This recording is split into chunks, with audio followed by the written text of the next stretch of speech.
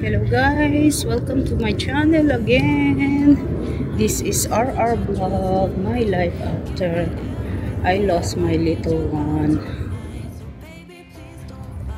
Okay, andito kami sa Washington DC right now. Ganda yung weather, so we're trying to enjoy the weather. Look at this. We are in Lincoln Memorial Park. Thanks. Thank you. Okay. Mga nagbibigay ng kung ano-ano. Tapos papabayaran. Anyway, andito kami ngayon sa, like I said, video ko muna yung mga lugar dito habang Sunday ngayon anyway. Anong oras na ba? Today is 2:26 and the weather is pleasant. Today is like 74, so not bad. Kaya yeah, mag-ikot-ikot muna kami dito. Ako habang ibon yung husband ko nag-iitay sa akin. Ako naman ito magba-vlog muna. Anyway, na-vlog ko na to, pero siyempre yung mga part lang na hindi naman lahat ito kaya kong ipakita sa inyo kasi medyo malaki din itong DC area. Andito ako sa downtown, sa nila, park nila dito. Ito yung mga famous na pinupuntahan ng mga turista pag pumupunta sila dito sa Washington DC. Okay guys, andito na naman tayo. Remember na vlog ko na ito, itong lugar na ito, and this is the Lincoln Memorial, pero close siya ngayon under construction, pero siguro lang pwede so kahit pa paano. My God, hindi ko maintindihan ang nangyari dito sa DC. I never been to this place for a while, pero it's not good. Bakit hindi na nila mini-maintain? It's so sad. Hindi siya malinis. So I'm so sorry what's going on to America. Bakit ganito ang itsura? Anyway, ayan yung memorial.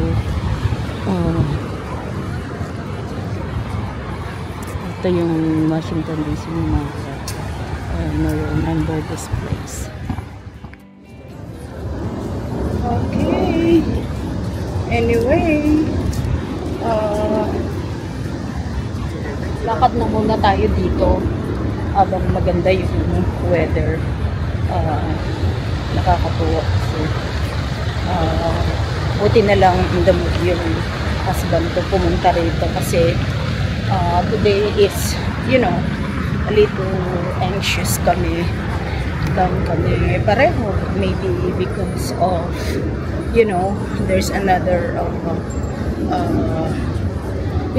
occasion coming na until now, we're still in denial na we cannot accept na sinicelebrate nila yung mga wala na sa buhay. So, for us, it's not easy. We don't wanna, ito yung mga time na we don't wanna remember this occasion, but we have no choice but to keep going.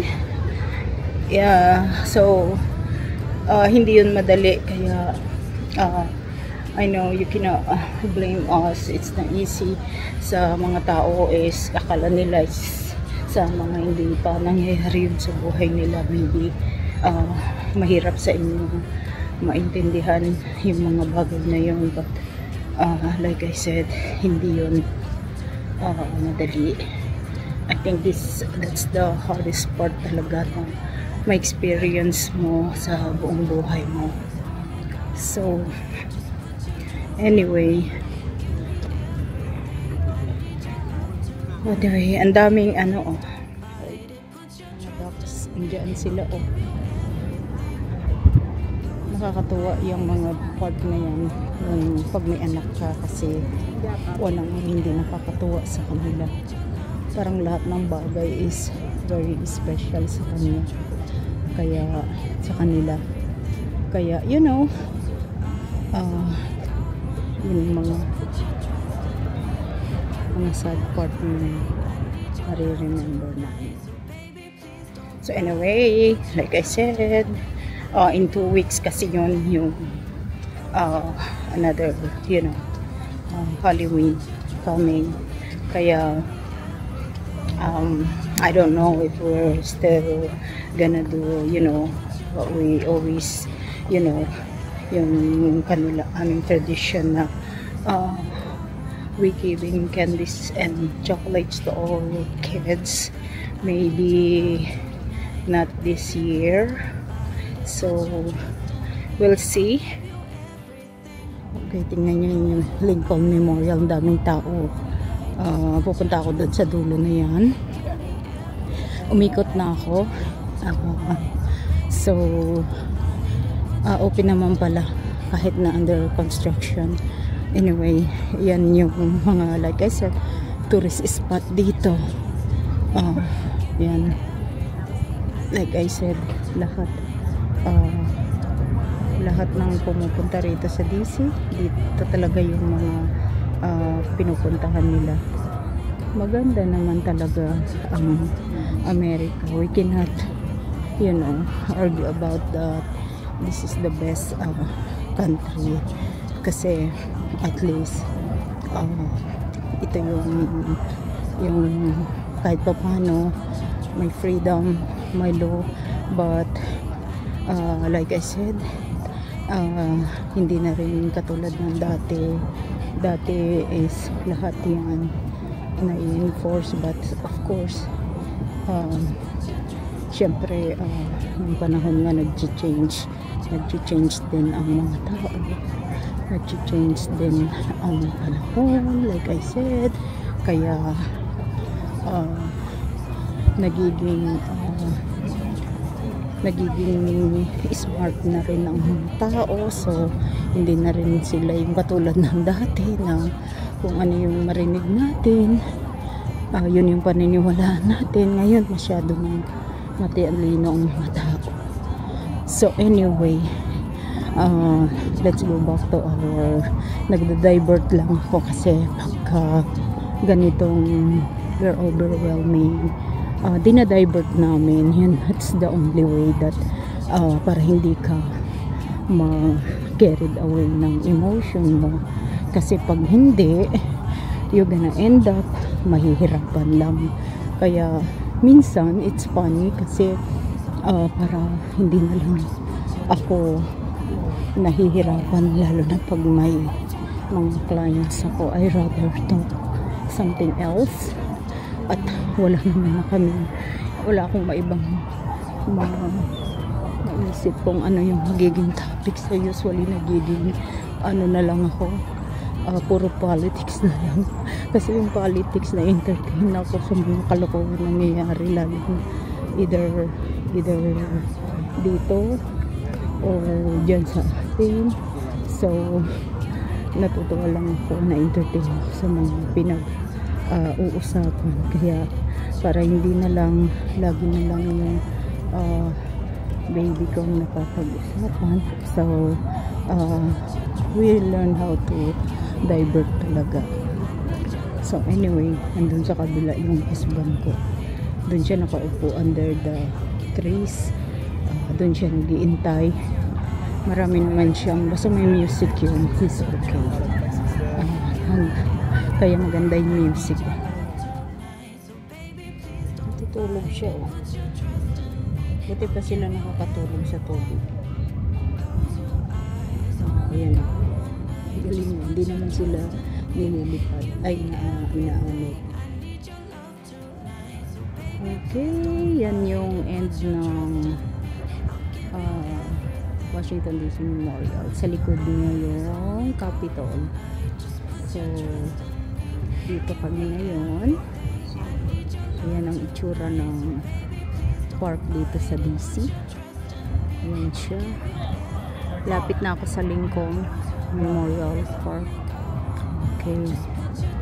So ikot-ikot lang natin ang itsura dito sa Washington DC. Okay, malapit na tayo sa Lincoln Memorial. So I think I still have time to go up there. So tingnan niyo yung mga tao. Puros mostly naman dito tourist. Actually yung mga 50% na lang yung mga Amerikano talaga na like different race pa rin, pero what do you call this, mga born dito or maybe migrated, but ang daming tao ngayon na mga ano sila, ibang race sila, iba-iba yung salita, iba-iba yung languages nila, katuwa. So anyway, akyat tayo doon. I think meron silang, I don't know, competition ba to or what. So sila matapos lang ng mga Asian. So iba naman lahi, pero mostly may estudyante yan dito, mga bata dito.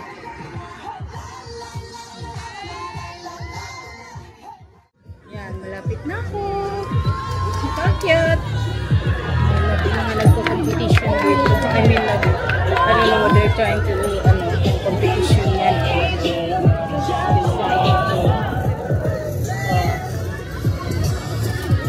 Let's see. Ayan sila, oh.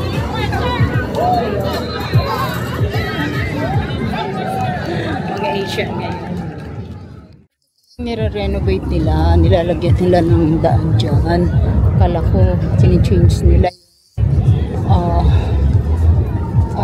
architecture nito. I don't think so. Kailangan nilang restore yung original nito. So, ayun pala, nilagyan lang nila ng daan para siguro sa mga handicap. At saka, you know, mas madaling umakyat kesa sa stairs. Ayan. Ayan o. Ayan, dito na ako sa tok-tok. Isang step na lang. Isa na lang row. Okay, dito na ako kay Lincoln. Sabi niya, this is the temple as in the heart of the people for whom he saved the Union. The memory of Abraham Lincoln is enshrined forever. Okay, so anyway, andito ako ngayon sa loob. Maraming tao ngayon dito. Mga turista naman ito. Okay lang. Safe naman. Ayan siya. Ayan si Lincoln. Okay. Ang itsura nito dito. So, kung nakita nyo na rin kung ang itsura dito. Hindi pa kayo nakakarating. Kita nyo yung andyan yung kasaysayan nito ng Amerika nakasulat dyan. Kasi sila yung nag-free sa mga, you know,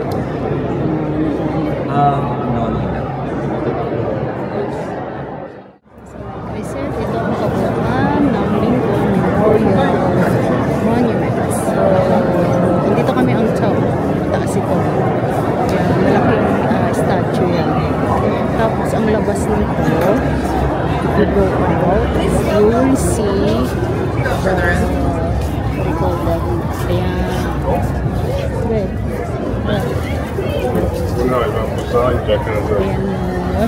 Ayan, Washington Memorial Monuments. So, malayo yan. Ayan, pababa yan. So, galing ako doon sa other side na yan. Ngayon, andito na ako sa ayan. Maganda naman yung weather. Kaya ako. Balik na ako. Ayan. Tapos, pakita ko sa inyo yung other side. Ito yung Washington Monuments, like I said. So, we're going downstairs now. So, bababa na tayo. Dahan-dahan lang. At ako'y iba ka madapa. Gumulong ako doon. Magkabasag-basag tong mukha ko. Okay. Medyo mataas yan. I don't know how many steps itong inakyat namin, but okay lang naman. Ayan. Nakababa na ako ng konti. Tapos is another one. Yung mga ilang step pa. Pero at least hindi na stiff like yung doon. Stiff kasi doon eh. So anyway, dito na tayo sa baba.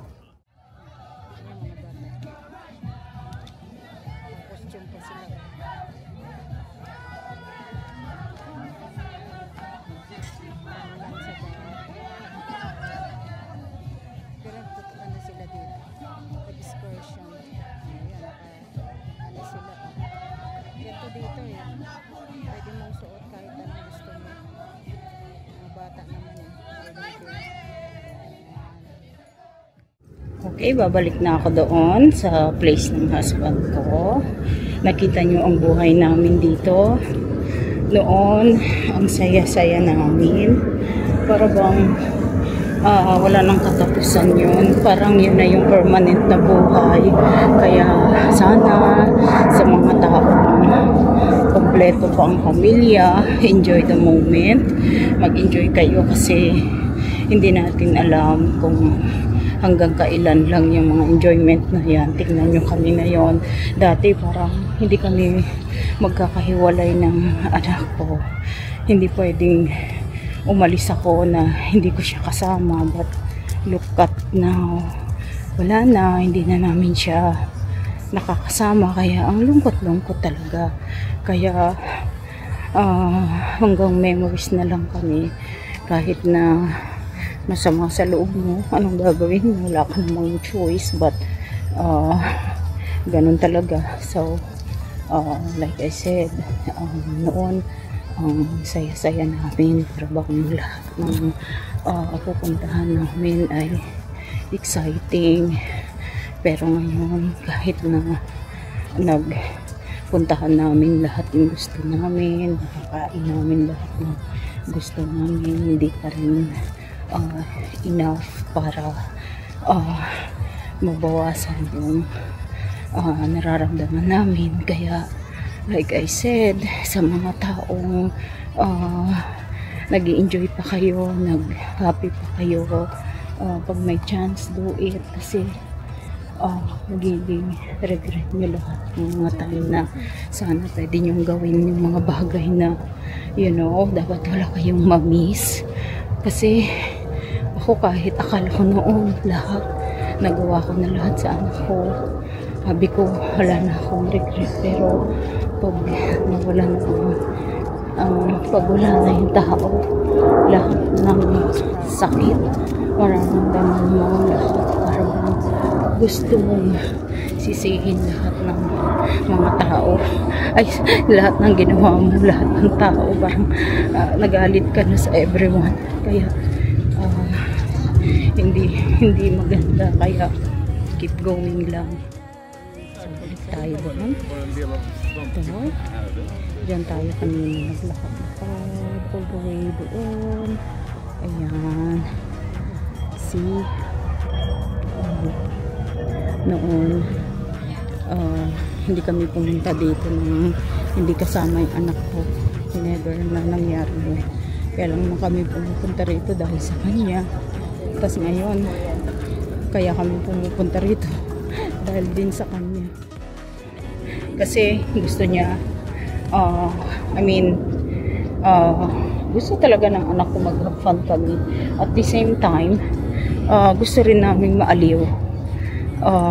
Kahit na mahirap sa puso namin na nakikita namin itong place na wala na yung baby namin. Ganun talaga. Hindi bali na, tinitiis na lang lahat. Ganun talaga ang magulang. Mahirap maging magulang. Titiisin nyo lahat kahit na masakit para sa anak nyo.